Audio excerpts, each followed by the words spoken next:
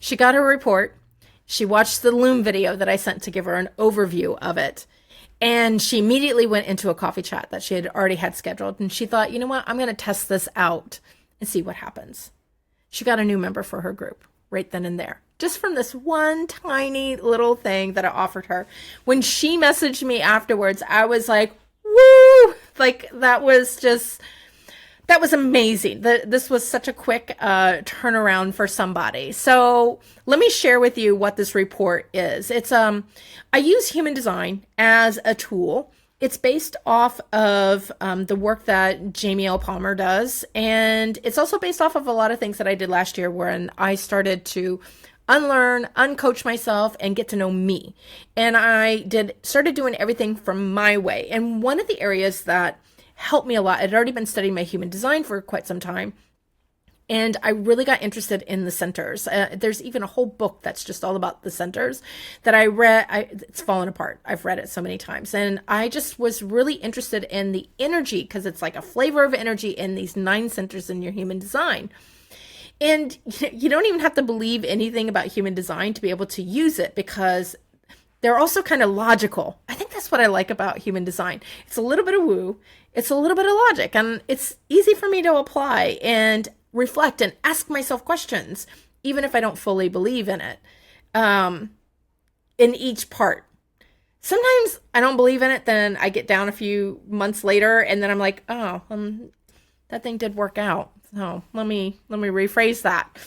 I use it as a tool. It's a fabulous tool. I love it as a self-development tool. So anyway, was doing this work, and Jamie L. Palmer, she has this whole system on how you change what your content is by what your centers are, and which are defined, your energy centers that you have access to, that are your strengths. And I was like, yes, this person gets me. So it was a no-brainer. Joined her program. And now I am licensed to share not only the reports that she has, but I get to add on my own insights and abilities and skill sets and wisdom and, all that jazz. So I want to share with you how I help this person in hers. So first, she told me about her business, what was working, what wasn't working, or what she was developing. And that was really more of what it is. It's more of what she was looking to do. And I, in turn, shared what I call the red frequency. The red frequency is your energy that you lead with for a particular offer, for a particular lead magnet, for whatever your thing is that you're doing. I could even put it in personal life. I have a frequency that I lead with when I'm with my son. I have a different one with my husband. I have a different one when I'm doing something for myself, when I'm taking on like a, house project or something. Doesn't matter what it is. So she gave me the one thing, and I helped her to match it. And I call it the red frequency because red is the color that you can see from the furthest away, no matter what the weather conditions are. It's the first color that you will see with the human eye. So, but in this case, it's not the thing they see, it's the thing they feel. So I call it the red frequency. Excuse me. So I want to share a little something. I do a questionnaire with each person, and this is how I get started. I learn about you. That's the first thing. And so I just pulled just a snippet from what she had shared, and she said mainly helps early stage entrepreneurs move to their next level.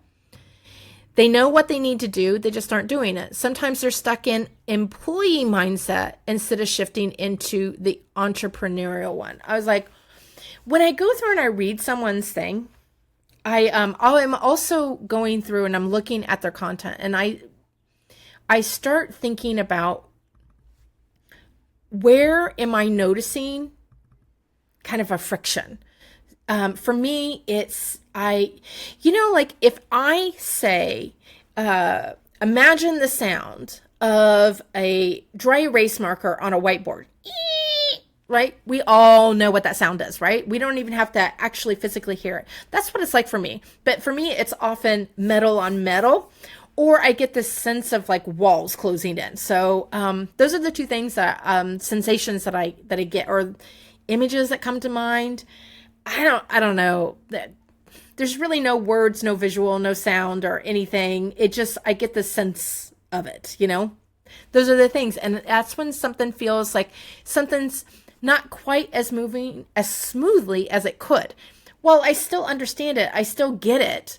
But sometimes when I read either a post or the intake form, the questionnaire, I read and something just goes, pew, like it just highlights, it glows, and I can't stop thinking about it. And I wrote it down like 3 times on my notes when I was making notes for this one. This is what I do before I even look at your human design chart. I want to experience you, the parts that feel like they zip and the parts that feel like they like, you know, I want all of it. And so that's what I did. And this line about, employee to entrepreneurial. First of all, I also was like, I relate to that. I totally get that. And so, because I've experienced that too. And, you know, the other thing is, I guess maybe this is the benefit of being 54, soon to be, or later on this year, I'll be 55, is you've lived a lot. You know a lot of people. You've experienced a lot of different things. So you get the idea of like, oh yeah, I know a bunch of people struggling with this. So I have a lot of people in my life that are like that. So, you know, you can kind of feel into it, not just as a somatic thing, but it's also based off of my own experience and the people that I know, people that I've worked with, but just people also that I know. Excuse me. And so, so I pulled up her chart. And these are the 9 centers, and you can see they all have different, let's see if I can make myself a little bit smaller here. There we go. So you can see them. These are the 9 centers, and she has all of them as strengths except for the head center. It's quite a few on there. And so I go through and I look to see where is everything flowing so easily and what's matching up to what she's saying the ideal client is. So she has these strengths. If the ideal client is struggling with this, the people in her program struggling with this is something that she can tap into. So the red frequency for each offer is not just only the strength that you have inside you. It's also the strength you have inside you they do not, that they need help with. And it's the first one that they can recognize. And so the one, it was so easy to pick, and that was identity. It definitely was identity, the purpose, the direction. I was an employee and now I'm an entrepreneur. That is a completely different way of thinking, especially in your self-trust, because, you know, when you work at a company, yeah, you might have to have all that self-trust and the confidence and all those things, you know, probably we're a leader, but you also have all these resources that are backing up the reputation of the company, the reputation of your team members, you know, the networks that you're instantly plugged into, the other resources that you have. And when you go on your own, now you're deciding these for yourself. It's like a whole different game. And so I just really kept going back to this area. Here we go. Of employee mindset versus entrepreneurial. It just kept shouting at me. And these are the things that I listened for. There was other things that she was talking about in her content that made logical sense to me. Totally made sense. And I guarantee she is doing them in her program. I mean, she told me she was doing it in her program, but I guarantee that she is doing them in her program. But it's not the thing that people are going to listen to first. So this is the first thing that somebody needs to wrap their head around. You're not an employee anymore.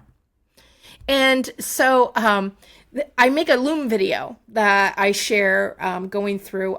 I give the report back that comes from Jamie L. Palmer, but I put a guide in there that has all of my insights. And then I do a Loom video that's usually, I say 30 to 60 minutes, but they're almost always 60 minutes. And I walk through everything. And this is just a comment that she had put like, oh my gosh, I talk about it. It comes up so often, you know, and why don't I talk about it on LinkedIn? And I shared a little thing that I've done this with another coach, not this specific thing, but the concept of something they do inside their program, but don't share in their social media.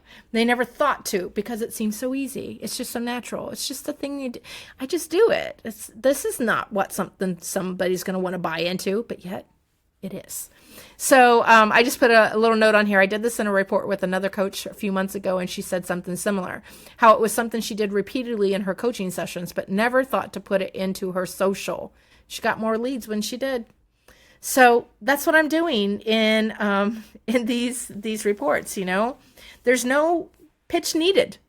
It's just you being you and using your easiest self without trying so hard to sell yourself.